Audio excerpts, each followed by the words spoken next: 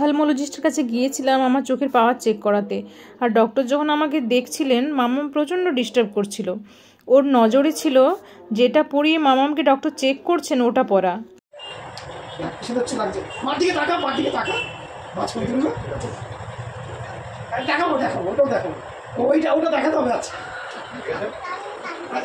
আমি দিচ্ছি, তুমি জানতে পারবে কেন? তুই করবি? আচ্ছা করবি। ওইটা নাই যে দড়ি টানতে হবে, দড়ি দড়ি। হ্যাঁ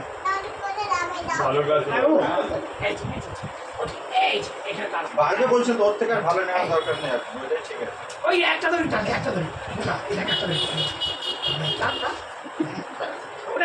কি অবস্থা! কিছু সময়ের জন্য ডক্টরবাবুকে একদম নাকানি চুবানি খাইয়ে ছেড়েছে। আমার সময় থেকে কন্টিনিউয়াসলি বলে যাচ্ছে আমি টানবো, আমায় একটু টানতে দাও। আরও এত কথা বলছিল যে ডক্টরবাবু ওর সঙ্গে গল্প করছিল। তারপর কিছুক্ষণ পরে আমার হয়ে যাওয়ার পরে ডক্টরবাবু আর ও দুজনে মিলে টানাটানি খেলা শুরু করে দিয়েছিল।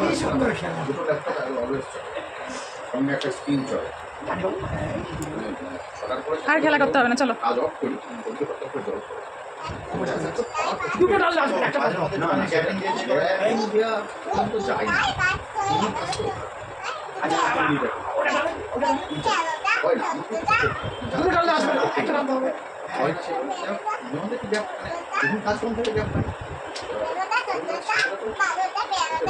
বারবার